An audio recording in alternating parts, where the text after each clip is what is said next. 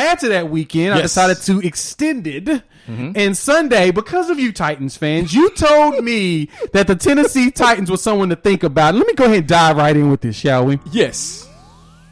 I haven't used this intro in a bit. But Titans fans told me that I should be looking out for what the Tennessee Titans going to do. So what did I do? I decided to fly out to Nashville, went to a game, sat there, and watched my boy Kyler Murray beat y'all down. Beat y'all down in that game. And Kyler, of course, had a great game. He is my fantasy quarterback. So, of course, your boy was overly excited. He gave me 289 yards, 4 touchdowns, and he ran the ball 5 times for 20 yards, also for a rushing touchdown. It was one of those games that I would not have expected the Tennessee Titans to look this bad in. The reason why I didn't expect Titans fans for y'all to take this L, I picked the Titans to cover the spread at -3. Now, with the spread being -3, right, made a mistake. I learned my lesson from there. -3 means that the Vegas felt like you all were equal. I get why Vegas thought that the Titans and the Cardinals were equal, because the Cardinals were working them out. Jimmy, I know you watched some of this. I know you saw some highlights through it. Yes. And I know Red Zone pulled through for us on this. The Titans literally throughout about halfway through the first quarter had like negative 21 yards of total offense. Titans fans, y'all told me, because this Cardinals defense is not supposed to be good. This is like a maybe middle of the road, if not lower ranked defense, if I'm correct. Their defense has a lot of holes and question marks. But with the healthy Chandler Jones, yes, they're middle of the pack. And I'll say this, that's probably the biggest miss in Bill Belichick's career. Because remember, he let Chandler Jones go. But anyway, my point is, y'all just didn't look good. Tannehill couldn't get rid of the ball. Tannehill with the fumble like that, though. Man, I'm just sitting there with Titans fans, and they're all looking at me like... But I'm going to give props to the Cardinals' defensive scheme, because I figured out what they did. And we're going to talk about that in a minute. But, Jimmy, I have to ask you this question. Since I decided to go to this game, exert all my energy, and check out what the Tennessee Titans have to offer. Is Tannehill a top 10 quarterback?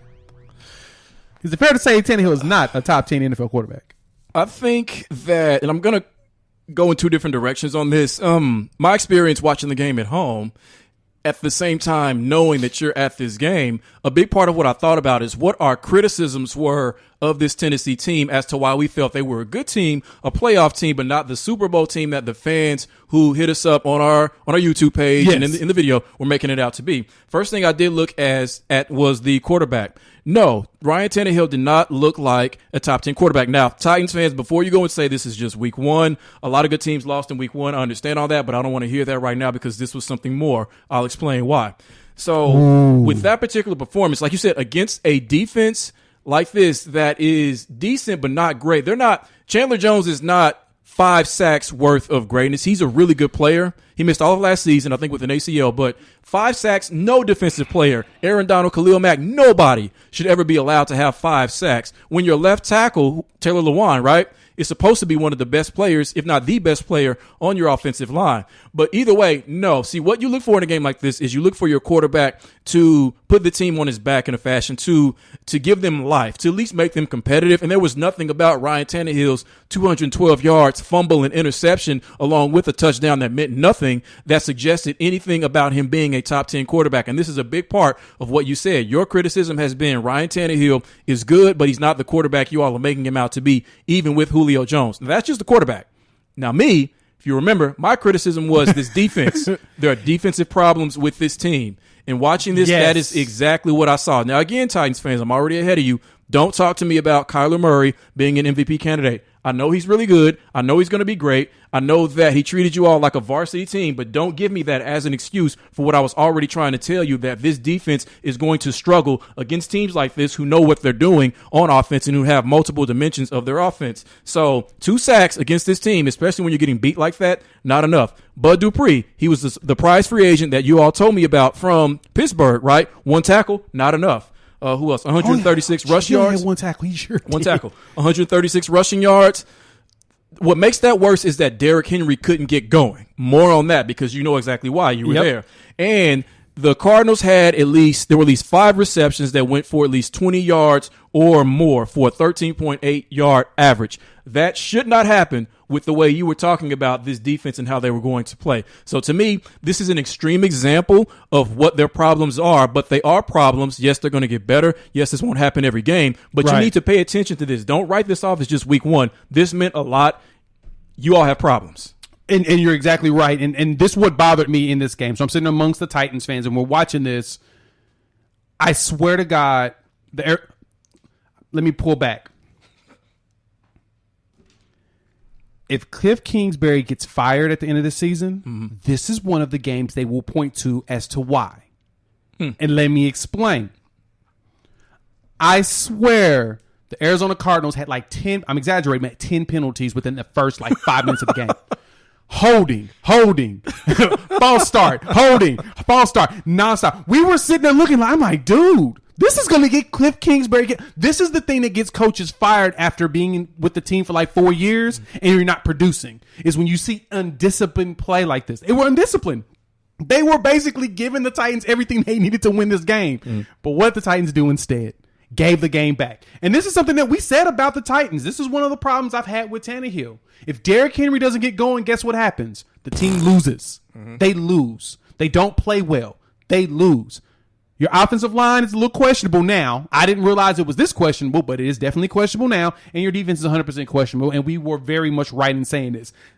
We're very much saying we're right on this is because Kyler Murray should not have eaten y'all up like this. No. Not with all these penalties. Not with the way that this team looked. This team looked so undisciplined. And that was one of the problems I had, is that they gave y'all every single reason and purpose and opportunity to win this game. The Cardinals had 8 penalties for 59 yards. And I swear to God, those 8 penalties came in the first quarter. Because it was over and over and over and over. Being like, really, are y'all not going to stop holding?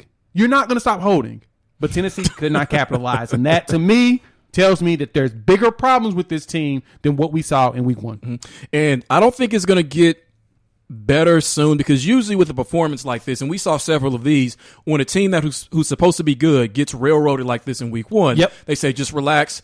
There's 16 games left in this season. We'll get better. But look at your schedule over between now and week 10. So you have the Seattle Seahawks at Seattle next.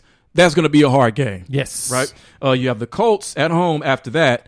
Divisional opponent. They know you well. You know them well. Exactly. That's not going to be an easy game. Then you get the 2 rookie quarterbacks back to back. You get the Jets and Zach Wilson, and you get the Jags and Trevor Lawrence. And you're on the road for both games. Okay, but both should be W's, yes, right? Yes, all right, I agree. Then after that, you get Buffalo, who's pissed off right now because of how they looked against the Steelers. Then you get Kansas City. You're not winning that game. Then you get the Colts again. On the road. Then you get the Rams on the road. And then you get the Saints, who are better than people think. So whatever the blueprint was, or aspects of that blueprint that you saw in this game, you're going to be facing that all season long. So you're right. Ryan Tannehill is going to have to prove that he is better than what he showed. And against some of these teams with real defenses and really good defensive coaches, he's not going to look any better than this probably. Let me ask this question, Jimmy, real quick before we move on. Yeah. So how soon does Julio Jones ask for a trade? Because he looked like he was pissed that he wasn't getting passes thrown to him. How many targets did he get? Because he had a couple of opportunities. I saw that there was this one sequence where they were, I think, in the red zone, and Tannehill would make a good pass. The guy would have it in his hands, but the defender for the Cardinals would just knock it out. Every single time. Right? He had 6 targets, 3 catches, 29 yards. And there was at one point, I swear to God, Julio Jones was wide open at least 2 or 3 times deep, and Tannehill did not even look his direction. I'm not trying to bag on Tannehill. My point with you Titans fans, you told me that there should be more to expect out of this dude. And I didn't say that Tannehill was bad. I just said that he's not a world beater, and you have to have everything perfect for y'all to win. This is what I meant. Right. So explain this to us. Explain this without saying this is week 1, relax. Explain this. Just explain what happened, because many of you were probably at the game. Many of you probably watched locally or wherever you are in the world. Explain to us what happened, but please don't make excuses for this team. Please don't be that type of fan. Just acknowledge what they are. Yes, they're not going to be the same team week 1 as they are week 16 and week 17, but don't enable them by making excuses for them. Just don't do that. Just don't do that.